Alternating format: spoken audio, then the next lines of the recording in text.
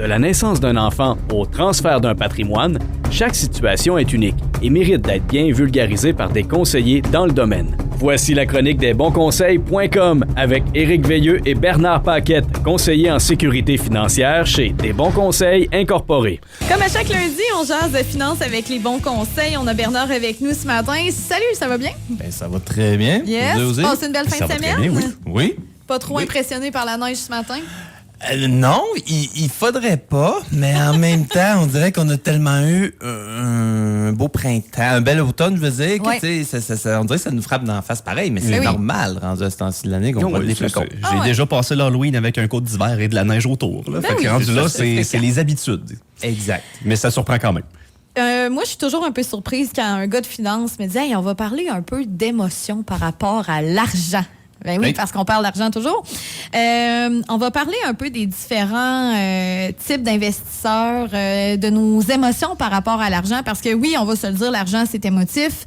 Quand on n'en a pas, on est stressé, anxieux et triste. Ouais. Et quand on en a beaucoup, ben des fois, on est bien heureux puis on le dépense un peu trop. Fait que, de quoi on va parler exactement aujourd'hui? Ben, tu sais, on va parler de psychologie d'investisseur. Fait que qu'est-ce que je veux dire par là? C'est que dans le fond, tu sais, il y a un collègue qui m'a dit une phrase que, tu sais, j'ai bien aimée. Il a dit, il y a juste en finance que les gens ont peur des rabais. De sorte que lorsque les actions perdent de la valeur, on s'entend que tu les achètes moins cher. Ouais. Ils sont en rabais.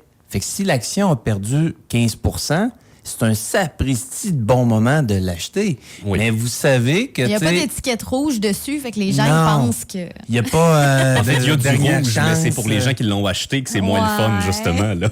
Fait que, tu sais, les gens ont vraiment besoin d'un cadre, puis c'est normal, là. On est tous un peu pareils. Quand on entendait beaucoup parler de la crypto. Oui. La fameuse crypto. Ou les NFT aussi, qui ont toutes perdu leur valeur, d'ailleurs.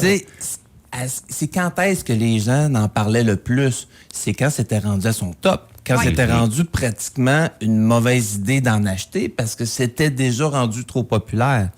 Encore là, dans les dernières semaines, j'ai entendu, tu sais, quand c'est le chauffeur de taxi qui te parle de quelque chose, ben c'est plus le temps d'embarquer, là. Rendu là, c'est rendu trop commun, c'est rendu à monsieur, madame, tout le monde, là, c'est pas normal. Non, c'est ça. J'aime la comparaison. Est-ce que, parce que moi, je pense d'une certaine façon, là, puis peut-être que tu pourras me dire que c'est une bonne ou une mauvaise façon de penser, mais tout ce qui est extrêmement nouveau pour moi est aussi...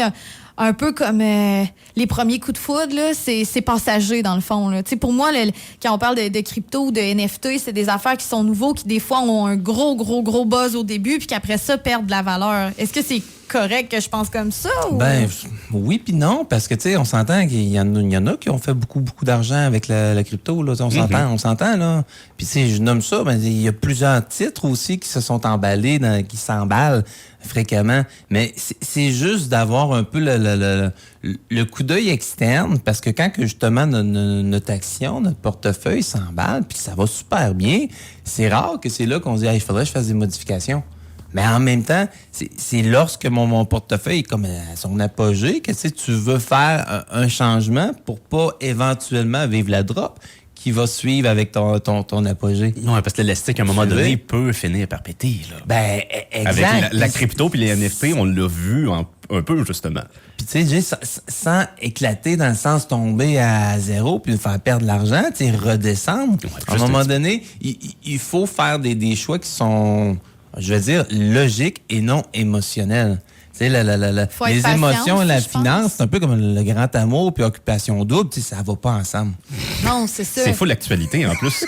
Bizarrement, j'ai écouté l'occupation double avec ma blonde hier, là. OK, t'as convaincu? En fait, j'écoutais passivement. Je gamais à Spider-Man à côté, mais pareil, je voyais. Après avoir magasiné occupation double. Exact, c'est un bon combo. T'as gagné beaucoup de points en fin de semaine. Ah, bon. T'as de quoi de gros qui s'en vient, Jay? Non, on verra. Mais c'est certain que, tu sais, il faut faire preuve de patience, je pense, en finance aussi, là. Tu sais, surtout quand on investit dans quelque chose, faut pas toujours être sur le coup de l'émotion, parce que dans ce cas-là, peut-être que d'investir sur du long terme, c'est pas pour nous si on est toujours super émotif avec les fluctuations du marché. Puis tu sais, si vous avez déjà fait de l'investissement, vous savez c'est quoi un profil d'investisseur? C'est un petit document qu'on remplit, un petit questionnaire qu'on répond, qui va nous poser des questions sur la connaissance qu'on a face au placement, de la tolérance au risque, comment je suis prêt à prendre une fluctuation. Si je veux aller chercher un plus gros gain, je dois avoir un peu plus d'action, donc je dois être prêt à ce que mon portefeuille puisse parfois descendre un peu plus. Lorsque l'économie va bien, tout le monde est un peu plus audacieux avec ça. Mais quand l'économie va moins bien, là, par exemple, le profit d'investisseur devient beaucoup plus réel. Je dirais que la tolérance au risque, là, la vraie, parce que ça arrive que les gens vont nous répondre à une fluctuation de 15 à 20 %. Pas de trouble avec ça, c'est de l'argent qui va pour ma retraite. J'ai 28 ans, ouais, c'est très loin. Mais la journée que, concrètement, l'argent descend. Ils sont en panique, mais c'est là qu'il faut les ramener, puis il faut montrer des exemples. C'est difficile à savoir sans le vivre, je pense. Il y a ça aussi, tu sais. Totalement. Puis moi, je me suis rendu compte que quand tout est bas, je me dis, tout va finir par remonter. Fait que je suis mieux d'en mettre encore plus pour que ça remonte plus. Mais ça, c'est moi, là, j'ai tendance à mettre plus d'argent, là. Puis c'est ça, au soleil. Mais moi, je pensais que j'allais être stressée par rapport à ça. Fait que, tu sais, ça dépend de chaque personne. Des fois, tu penses que tu vas être stressé, tu penses que tu vas être anxieux par rapport à une situation. Finalement, c'est bien correct. Puis au contraire, des fois, tu penses que tu vas être correct, mais finalement, tu te rends compte que tes émotions... Exact. C'est bien d'avoir quelqu'un qui est hors émotion, quelqu'un de neutre, ton conseiller, qui va regarder tes trucs avec toi pour avoir un regard beaucoup plus objectif et non émotionnel. Puis même par rapport, on parle des placements d'entrée de jeu, mais au niveau des assurances aussi, c'est un peu le même principe. Des fois, on présente un produit, la première chose qu'on veut assurer, c'est notre salaire. Fait que je parle d'un travailleur autonome, tu n'as plus le droit à la CNSST, tu n'as pas d'assurance emploi. Si tu n'as pas d'assurance, tu es dans le chenoute. Puis lorsque, mettons, la période est un peu plus difficile et moins rentable, ben là, les gens disent, je la mettrai peut-être de côté, ou si je n'ai pas encore, je vais repousser ça plus tard. Mais concrètement, c'est lorsque financièrement, tu n'as pas les moyens de perdre une scène, que tu files pas pour qu'une invalidité fasse en sorte que tu en défasses de l'argent, là, qui ne rentre plus vraiment, là. Donc, c'est d'adapter un petit peu qu'est-ce qu'on peut avoir.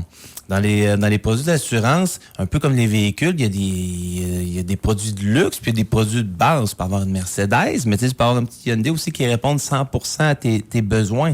Dans le fond, j'ai juste pour faire un topo de prix. Vous savez, dans les assurances vie, il y a des assurances qui sont permanentes, donc qui restent la vie durant, puis c'est une certitude qu'ils vont éventuellement payer. Alors, est-ce que c'est un produit qui est plus certain ou qui est plus avantageux qu'une temporaire? Encore là, j'aime pas tant le terme, mais c'est une certitude que ça va payer. Donc, pour plusieurs, c'est pas mettre de l'argent dans le vide. Encore là, ça va dépendre de chaque dossier. Ça va dépendre de qu'est-ce qu'on veut couvrir, bien entendu. Mais tu sais, un homme de 45 ans qui est non-fumeur, mettons qu'il va avoir un 100 000, il n'a jamais eu d'assurance, il veut se prendre un 100 000 aujourd'hui, c'est 109 $ par mois que ça va lui coûter pour avoir son 100 000. Un homme de 45 ans. Mais admettons qu'il me dit, maintenant, là, présentement, ça va pas bien. Caroline, je suis dans une mauvaise situation, je veux tout annuler ça. Il y a possibilité d'avoir le même 100 000, mais au lieu de le mettre à vie, on le met sur un terme temporaire, puis il va tomber à 14 $ par mois. OK. C'est ça, méchante nuance. Rendu là, tu l'as pareil, il coûte moins cher. Pareil. C'est différent. C'est pas le plan A. On commence pas par ça parce que tu as eu un mauvais lundi. Mais si tu es dans une situation que l'argent rentre moins, puis que ta seule solution est de faire des économies, il y a une manière de faire des économies sans se mettre au risque, mettre notre famille ou mettre notre entreprise à risque.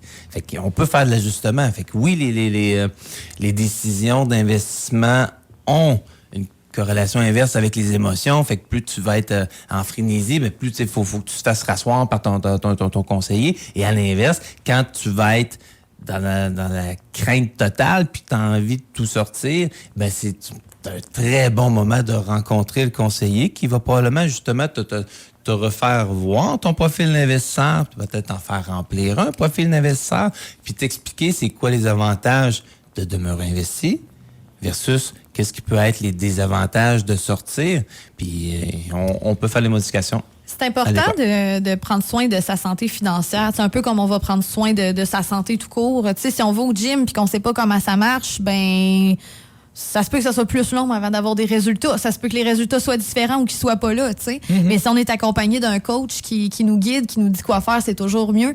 C'est la même chose pour notre santé financière quand on a quelqu'un qui connaît ça avec nous parce que c'est tellement complexe, les finances. On peut connaître quelques petites affaires, mais on est loin d'être expert là-dedans. Fait que c'est bien d'être bien accompagné. Les gens peuvent faire affaire justement avec votre équipe. C'est gratuit là, pour vous consulter. Les gens, des fois, ils savent pas, mais ça coûte rien. Des fois, puis on a déjà parlé aussi, des fois, quand on est dans une situation qui est plus difficile ou juste qu'on a une bonne orgueil, qu'on a une belle entreprise, puis on a pris des bonnes décisions tout le long de notre carrière, mais on veut un moment qui est difficile, d'aller demander un coup de main. C'est pas question d'orgueil. C'est juste logique d'aller chercher un petit coup de pouce supplémentaire. Puis, bien entendu, on n'est jamais dans le jugement. On est juste là pour trouver des solutions. Exactement.